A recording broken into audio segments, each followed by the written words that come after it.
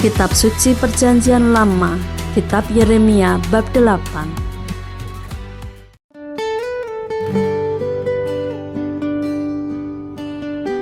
Pada masa itu, demikianlah firman Tuhan, tulang-tulang raja-raja Yehuda, tulang-tulang pemuka-pemukanya, tulang-tulang imam-imam, tulang-tulang nabi-nabi, dan tulang-tulang segenap penduduk Yerusalem akan dikeluarkan dari dalam kubur mereka dan diserakkan di depan matahari, di depan bulan, dan di depan segenap tentara langit yang dahulunya dicintai, diabdi, diikuti, ditanyakan, dan disembah oleh mereka. Semuanya itu tidak akan dikumpulkan dan tidak akan dikuburkan. Mereka akan menjadi pupuk di ladang.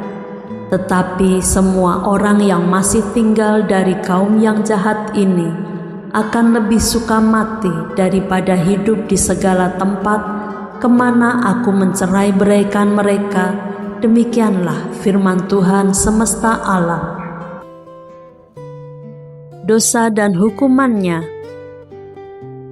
Engkau harus mengatakan kepada mereka, beginilah firman Tuhan.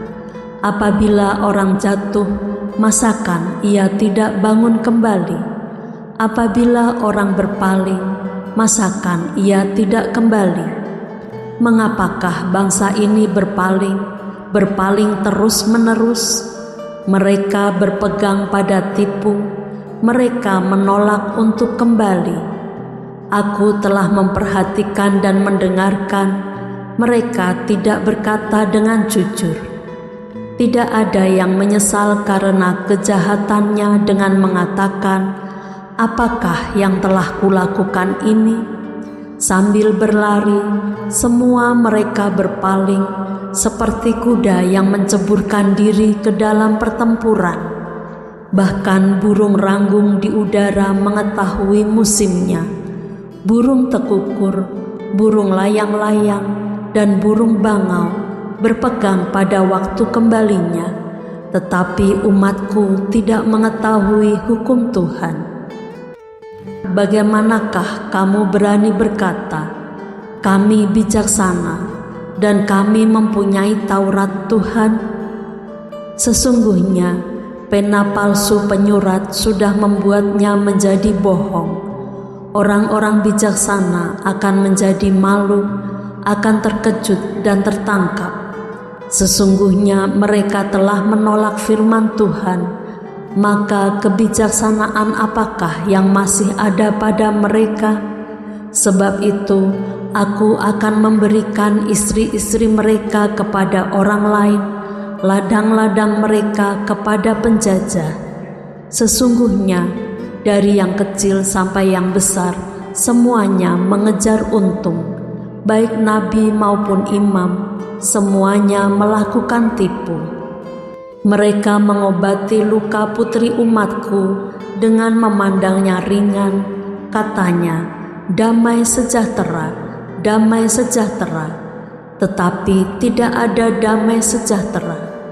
Seharusnya mereka merasa malu sebab mereka melakukan kejijikan, tetapi mereka sama sekali tidak merasa malu dan tidak kenal noda mereka. Sebab itu mereka akan rebah di antara orang-orang yang rebah.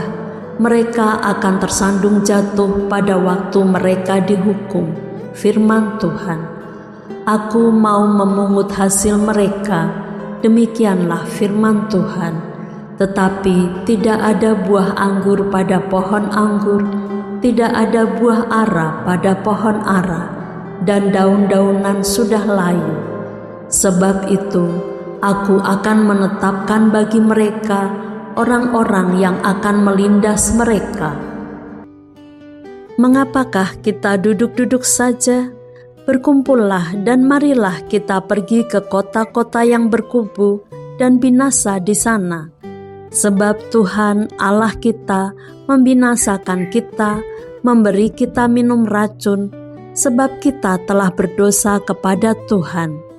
Kita mengharapkan damai, tetapi tidak datang sesuatu yang baik, mengharapkan waktu kesembuhan, tetapi yang ada hanya kengerian.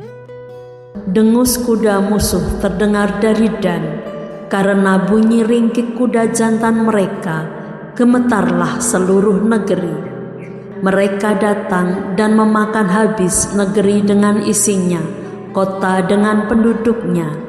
Lihatlah, aku melepaskan ke antaramu ular-ular beludak yang tidak dapat dimanterai, yang akan memagut kamu. Demikianlah firman Tuhan. Ratapan atas Yehuda dan Yerusalem. Tidak tersembuhkan kedukaan yang menimpa diriku. Hatiku sakit pedih. Dengar, seruan putri bangsaku minta tolong dari negeri yang jauh. Tidak adakah Tuhan di Sion? Tidak adakah rajanya di dalamnya? Mengapakah mereka menimbulkan sakit hatiku dengan patung-patung mereka, dengan dewa-dewa asing yang sia-sia?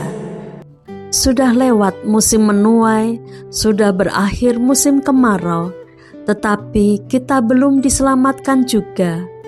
Karena luka putri bangsaku, hatiku luka.